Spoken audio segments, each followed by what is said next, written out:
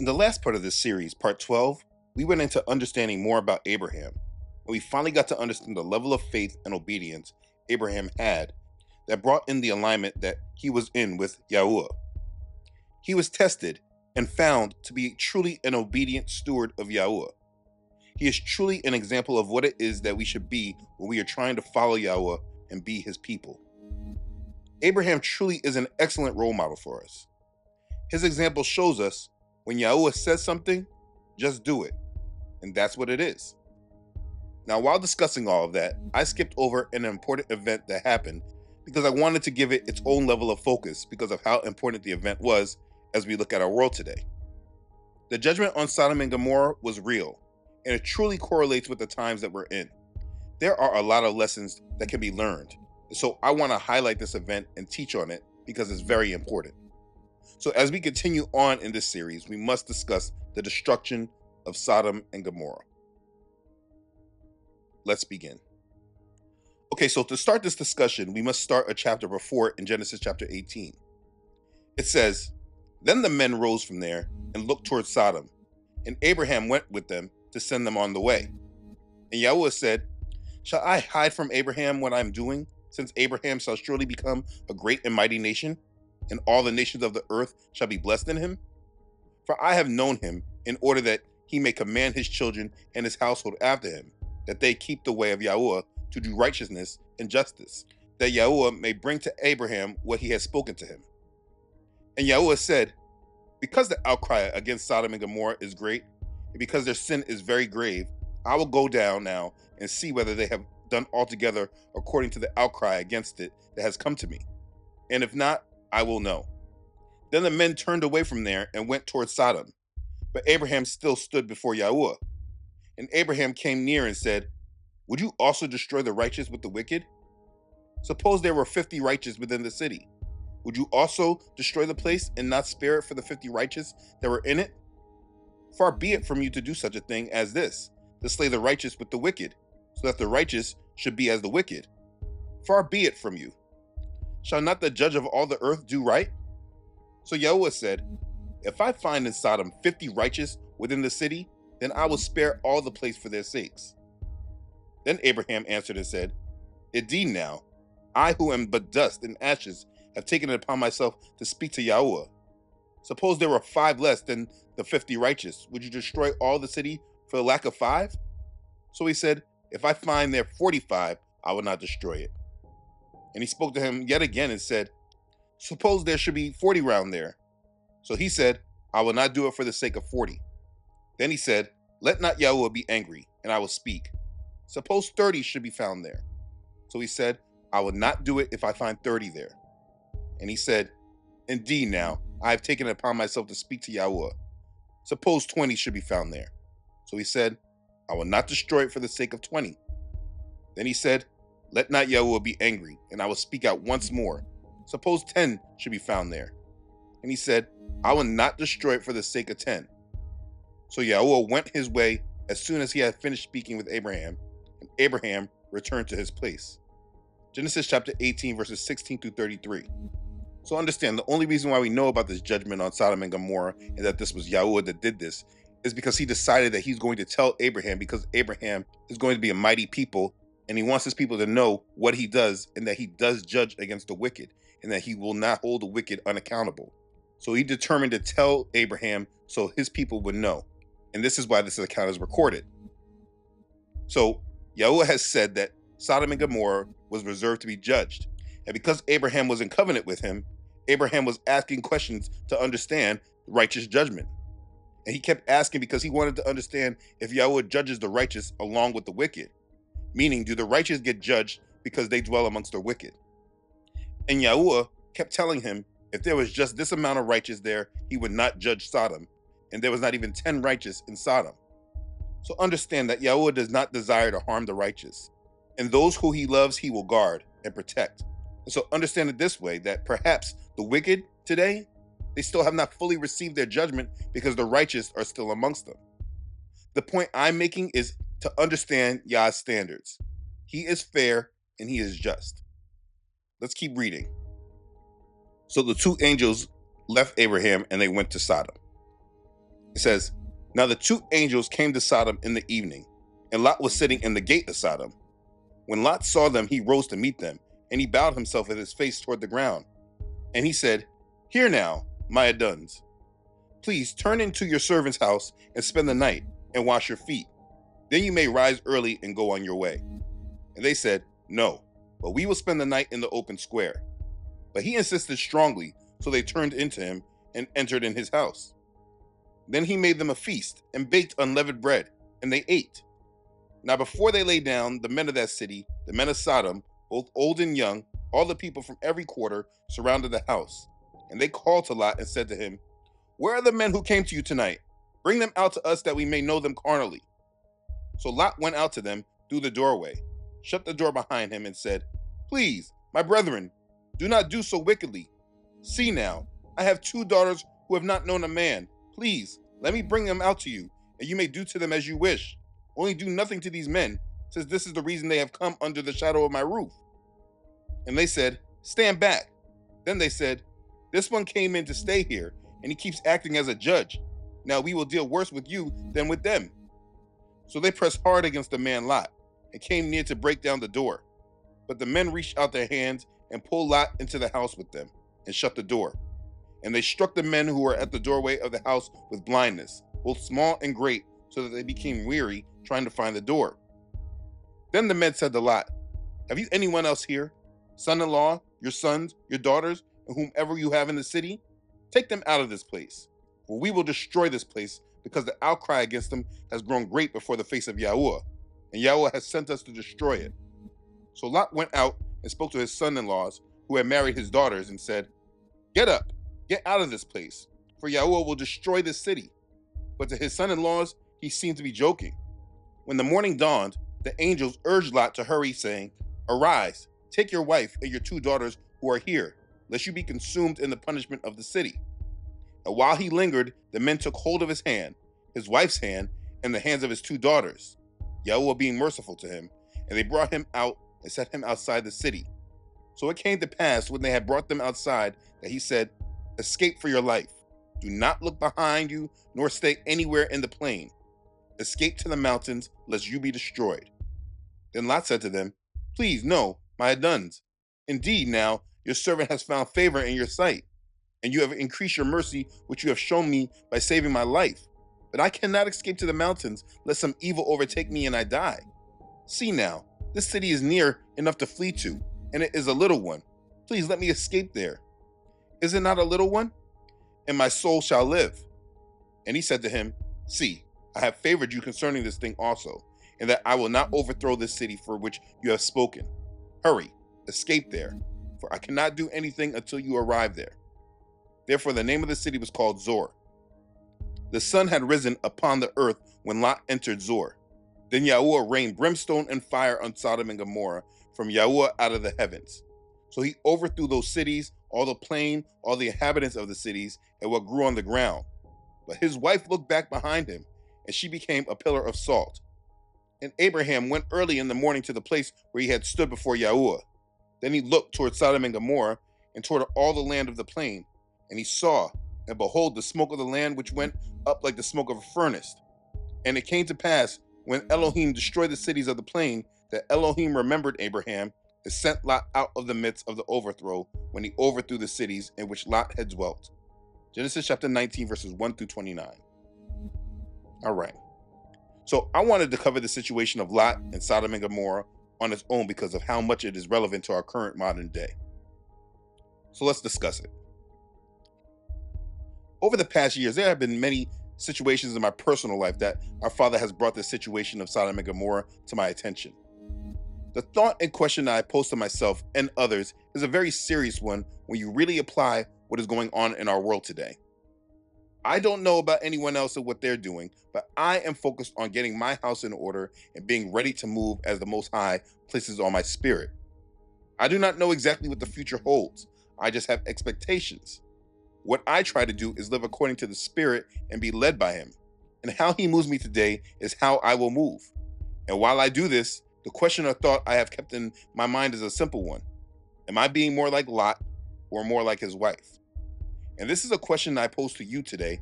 because it is a very important one. I had a close family member who was a Christian, and when I asked her what she thought my outlook for the future was, she basically summed it up in a depressing way as I'm looking for impending doom. She took me back a few steps because it seemed to me that she really didn't understand what I was saying or what I believe. As she says she's a believer herself, it instantly bothered me that she didn't get it, because she should have the same expectations. My view is not a view that I just made up on my own, but it is the view of my Father in heaven, which he has placed in his holy book. And though the exact details are yet to be seen, we know what the end goal is. And as you start seeing many of those end goal pieces already in place, a believer should be in the mindset of being ready for our Savior, and also in the mindset of rejecting the false Savior that's coming upon this world, along with his new world system. But apparently, many Christians today are not able to see this. They can only see the world that they want to see or believe in. And you know what? According to the Bible, the future for them is not a bright one. And they will share a similar fate with wife of Lot. But I'll get to that. My point is that during these times, I am focused on our Father Yahuwah. I'm focused on his son Yahusha, the Messiah. I'm focused on my family, and I'm focused on many of you that watch these videos. I wake up every day thinking about all of you, and I think of the lost world that still has a chance for redemption. I guess you could say that's everyone. And that's why I end these videos with, I love you all, because I do. This is an important message, and so I want to make sure that it has been communicated. Go back to the story of Lot, as we discussed from chapter 18. Lot was the only righteous man in a land full of sin and debauchery. You have to understand that they were so wicked that there was an outcry that was against them that had grown great before the face of Yahuwah. And Yahuwah has sent angels to destroy it. Now, I'm a man like many of you who prays often about this world and for Yahuwah to protect us from the evils and wickedness, because it's too much to handle many times. We are collectively crying out to the Most High to save us from this wickedness, crying out, Maranatha, Master, please come soon. And I truly believe that he hears us, and our prayers will be answered soon. I always compare this land that we live in to Sodom and Gomorrah. I mean, I honestly feel it's worse, but how would you know? I just know that the wickedness will be judged. So when I see the angels there ready to cast down the judgment it was sent to carry out from Yahuwah, I can literally correlate it with today. When they came to Lot, he tried to get his family in order to leave. What did his son-in-laws do? Yeah, they laughed at him as if he was joking or he was crazy. Now, a point to take note of that brings confusion for others is that these were Lot's son-in-laws. That little detail often gets overlooked, that Lot had other daughters. Most of the time, we only think of daughters that fled with him, but he had other daughters. Remember, he offered other daughters to these people, saying that they had been with no man. But these daughters, they had husbands, which is why Lot went to the husbands first. This is often overlooked, and when you read the Apocrypha, you get a better understanding of it. But if you just read from Genesis, you can understand exactly that he had other daughters because he offered daughters to the other men to quench the rebellion out there. Anyways, he went to talk to the other daughters' husbands, and they laughed at him. They were so tied up in the wickedness of that land that they could not see that judgment was upon them. How many people do you know personally that are like that? Yeah, enough said. But long story short, Lot was a righteous man and believed in the Most High, and when he was told to get out of there, he moved. He was sensitive to the moving of Yah and placed his trust in him and left the land he knew to escape Yah's wrath that was not about him, but about those that lived for the wickedness of the evil one, those that were not aligned with Yah's holy will. So if you don't remember anything, you should always remember that if you keep Yah as your focus and align your life to his will, he will protect you. His wrath is not about or for his children. And no matter what, he has a plan for their escape. We know that in the times to come that he's going to guard his children in this second Exodus. He's spoken of this in a great deal. He will provide a way for us to escape his wrath because it's not appointed to us. Like he provided a way of escape for Noah and his family, for Lot and his family, as we have just seen, and a way for Elijah, as we see in 2 Kings chapter 2. He has placed these examples in his holy word to show us how he is and provide assurances for those who believe in him and his word. So the end time should not bring fear to a believer. The end time should not be a thought of impending doom to a believer, because the end times is not about us, because as his children, we have already made the right decision. And if we belong to him, we are living our life through that understanding. So what I'm saying is that let this story of Lot bring you assurance, rest, comfort, peace, understanding, whatever else that you need. Knowing that even though the days are growing darker and evil seems to be prevailing, if you just focus on the Most High, abiding in his word, following his ways and commands, just living ready for him, you will be protected and covered. I know this brings me great comfort, and I hope that it does the same for you. So the takeaway and action item for everyone to do is simple. Stay ready for the Most High. Make that your priority. Now, there's a flip side to this. And our Father, he's so awesome because he shows us an example of how we could be, even though we might not even realize it. We find this example in Lot's wife. Please pay attention to this because it may be you that is unknowingly like her. Now, from what I see personally, the enemy is attacking the world in two very specific ways. Now, I'm not talking about those that are clearly on his side, but for those that are straddling the fence, having one foot in the world and one foot out of it. He is attacking them with two specific attacks. It's idolatry and a love of this world and the things of it. And for many, these attacks are crippling them and they can't see past it. They love God, but they also love the possessions that they have accumulated. And they love the dreams and goals that they have aspired for. And though they say they love our Father, they also love this world and the things of this world, and they can't shake it. They want their cake and eat it too. So they say they love God out of their mouths, but then they keep their hearts fixed upon the world, their dreams and their goals and their possessions. They are not able to see that none of those things really matter, and they're going away fast. There's no longevity in them. I have family and friends that I have kept explaining to them that they do not need to attach themselves to the things of this world. And for me, I don't even just come from a biblical side, but also an economic point of view that they really can question or counter, but they just can't see it. And they're plagued by these feelings of idolatry and loving this world. Now, let me just back up a bit. Before I go back into Lot's wife, let me just give you these scriptures because our Father, again, he's merciful and awesome. He does not want any of us to perish, so he has given us his word and placed the warnings and mindsets we must have as a part of us. It's up to us to read and apply it. Here's some scriptures. Do not love the world or the things in the world. If anyone loves the world, the love of the Father is not in him. For all that is in the world, the lust of the flesh, the lust of the eyes, and the pride of life, is not of the Father, but is of the world. And the world is passing away, and the lust of it. But he who does the will of Elohim abides forever. 1 John chapter 2, verses 15 through 17. Or also, and do not be conformed to this world, but be transformed by the renewing of your minds, that you may prove what is that good and acceptable and perfect will of Elohim. Romans chapter 12, verse 2. Adulterers and adulteresses, do you not know that friendship with the world is enmity with Elohim? Whoever therefore wants to be a friend of the world makes himself an enemy of Elohim. James chapter 4, verse 4. Therefore put to death your members which are on the earth, fornication, uncleanness, passion, evil desire, and covetousness, which is idolatry. Because of these things, the wrath of Elohim is coming upon the sons of disobedience, in which you yourselves once walked when you lived in them. That's Colossians chapter 3, verses 5 through 7. Little children, keep yourselves from idols. Amen. That's 1 John chapter 5, verse 21. Therefore, my beloved, flee from idolatry. 1 Corinthians chapter 10, verse 14. Now the works of the flesh are evident, which are adultery, fornication, uncleanness, lewdness, idolatry, sorcery, hatred, contentions, jealousies, outbursts of wrath, selfish ambitions, dissensions, heresies, envy, murders, drunkenness, revelries, and the like, of which I tell you beforehand, just as I told you in time past, that those who practice such things will not inherit the kingdom of Elohim.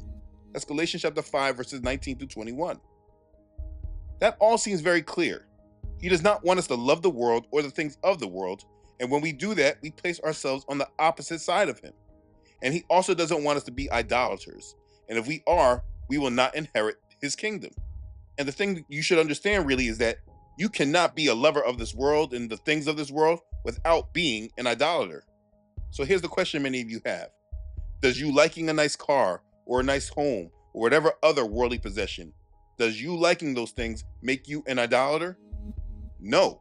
That is not what makes you an idolater. It's when you place those things before Yahuwah that makes them an idol.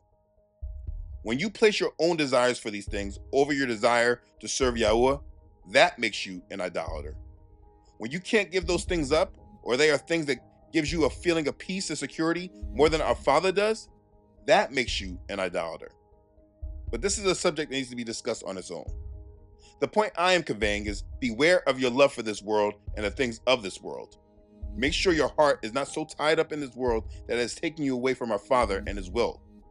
He does not want you attached to this world. What is holy? Holy is another way of saying being set apart. As His true assembly, we are His kodashim, set apart ones. So if you're attached to this world and the things of it so much that you can't trust Him more than you trust those possessions, or you love Him, but you also want to achieve these dreams and goals that you have for yourself that have nothing to do with His will, or many other situations, what I'm trying to tell you is that you run a very big risk of being like Lot's wife. So let's go back to discuss her. So Yahuwah rained brimstone and fire on Sodom and Gomorrah, and He overthrew the cities, all the inhabitants of the cities of Sodom and Gomorrah. But Lot, his wife, and his daughters were able to flee. They were able to escape the wickedness. Now, place yourself in their shoes. They obviously lived amongst this wickedness for years, but Lot made sure that he kept his heart pure. His daughters that were not married were aligned to him because he preserved them as well. Though they were living in Sodom and Gomorrah, they did not attach their hearts to the wickedness.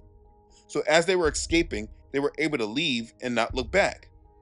I mean, that is just a pure metaphor of how our mindset should be. Be ready to leave and not look back. I would use this as an example for you and your family today. Wherever you live in this world right now, it is tainted by pure wickedness. This whole world is drunk off the wine of Babylon and influenced by her. So we are actively preserving ourselves from this wickedness. Please do not forget your children in this. Guard them as well so that when it's time to leave, they are ready to follow Yah's instruction. You may have attachments to this world, whether they are material possessions like money and property, or they are family and friends that are not saved, or they're just lukewarm. And because of these things, you are more attached to the world than you are attached to the kingdom of Elohim. For you, you can't leave without turning back. This is a problem, and He illustrated it in His word so that we can see and identify it. Because Lot's wife was this way, look what happened to her. She already knew that judgment was coming. That's why she was escaping. She should have been moving towards the Most High's blessings for her. She should have been so thankful that she was spared that she wanted to run into His precious arms. I mean, imagine getting a word from angels that the land that you're in is about to be destroyed, but you receive a way of escaping out of it. I mean, what a blessing that is. But while she was escaping, her heart was still with Sodom. Maybe her heart wasn't with it fully, because if it was, maybe she wouldn't even left with her husband, like many of you deal with right now. Spouses that just don't share your faith and will not follow you into the grace and covering of our Master. When we read Jasher, we know exactly what happens with her, though. It says, "And he overthrew the cities, all the circle of the Jordan, and all the inhabitants of the cities, and that which grew upon the ground. And Ado, the woman of Lot, looked back to see the destruction of the cities, for her compassion was moved on account of her daughters who remained in Sodom, for they did not go with her." Jasher chapter 19, verse 52. And do you see what happened? She was blessed to leave, but because her daughters were caught up in the world and they were tied to the fate of their husbands, they did not leave, even though they had a chance. And look what happened to Lot's wife, Ado. She was turned to a pillar of salt. She couldn't move to where Yahweh was taking her because she was tied to her daughters. And this is understandable, isn't it? Well, let this be very clear to you that if you have family and friends that refuse to come to Yahweh in truth, you may face the same challenge that Lot's wife did. And the question is going to be, are you ready for it? Are you ready to walk away if they aren't listening and they are tied to the judgment? She could not let it go. And because of it, she shared their judgment. Are you willing to share in the judgment of your family and friends because they don't love Yah? That's a question you need to ask yourself. Lot's wife, she could have kept her heart pure and focused on who saved her and let her children go. She had 2 other daughters. Of course she cared about those daughters, and that will never leave. But she had to choose to be obedient when Yah spoke, and she was told not to look back. You can't choose your family or your friends over Yahuwah. And he gave the example in the word so that you know this for certain, that he does not care about how much you have love for them or whatever else it could be. He told you what to do, and you better listen to him. And so this needs to be a real lesson that's understood and learned, because this is real. And I just don't think that people truly recognize this. The example of scripture says so much in just a few verses. We see that everyone is responsible for their own decisions. You can't just ride the curtails of another believer and make it in. And with that, you also need to know that he absolutely judges our heart and does not want to take those who are not fully for him with him. And that's why submission to him and his will are so crucial. It shows that we will know people that cannot come with us. Lot's daughters had husbands that looked at the situation as a joke. They did not take him seriously. Imagine their feeling when they saw that they didn't take heed of the warning and they could have escaped. There will be those that we know that also share the same fate as well. There's nothing you can personally do about it. You can't force someone to believe and to submit to Yahuwah. Don't let them keep you from entering in the covering and blessings that our Father has for you. But the pressing issue is the attachment to the world, because I see that so many people are going through this and they can't let it go. It may be you that is going through something. Maybe things have been taken away from you. Maybe you lost things that you didn't expect. Or maybe you are in danger of losing them now, and you're trying to hold on to them as much as you can. Make sure you understand the situation fully, because many times it's not about something bad happening to you, but our Father stripping you from idols that may be blocking you from him. If you have prayed to be closer to him and to follow him more, this often comes with losing things from this world, because that was often what was separating us from him in the first place. Just because you're going through things and things seem to be unsure, and that security blanket you once had that gave you peace and security is now gone, does not mean that you are under attack from the enemy or that you're doing something wrong. That's why we must take everything in prayer, because he may be trying to build a better relationship with you like you prayed for. And the only way of this happening is after you stop depending on the idols. I've literally seen people run back to their idols because that was what gave them the security, and it broke my heart.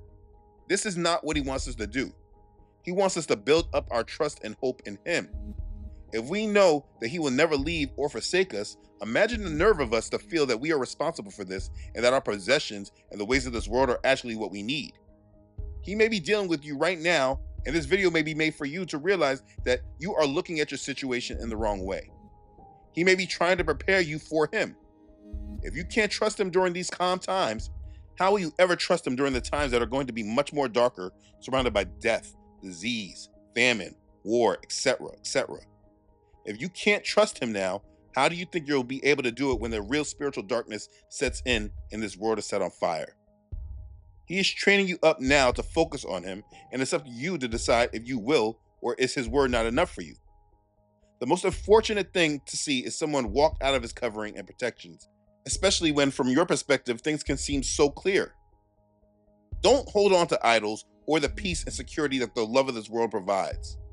Yahusha is the only answer, and he told us not to worry about anything. And so when you do decide to worry and decide not to trust him, you are rejecting him. Yes, you are not saying it with your mouth, but you are saying it with your heart. You will not find what you're looking for out in this world. And if you want to step away from the Bible and use logic found with this world's principles, the things that you're trying to hold on to, you're going to lose anyway. This world is about to be set on fire, and regardless of what sparks it, it will go ablaze, because the economic foundations have crumbled and are just being held by very short-term attempts of stabilization that's going to make the fall even worse. Yah is sparing you from this by keeping your heart away from this world's attachments and preparing you to come into his rest and peace.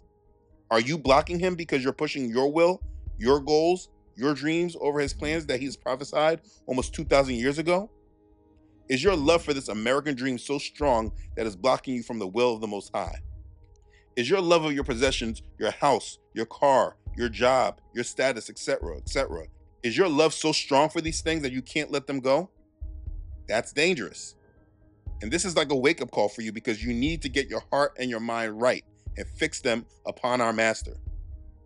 But as it is written, eye has not seen, nor ear heard, nor have entered into the heart of man the things which Elohim has prepared for those who love him. 1 Corinthians chapter 2, verse 9. So the message and the point of this is to love the Most High and live through his word.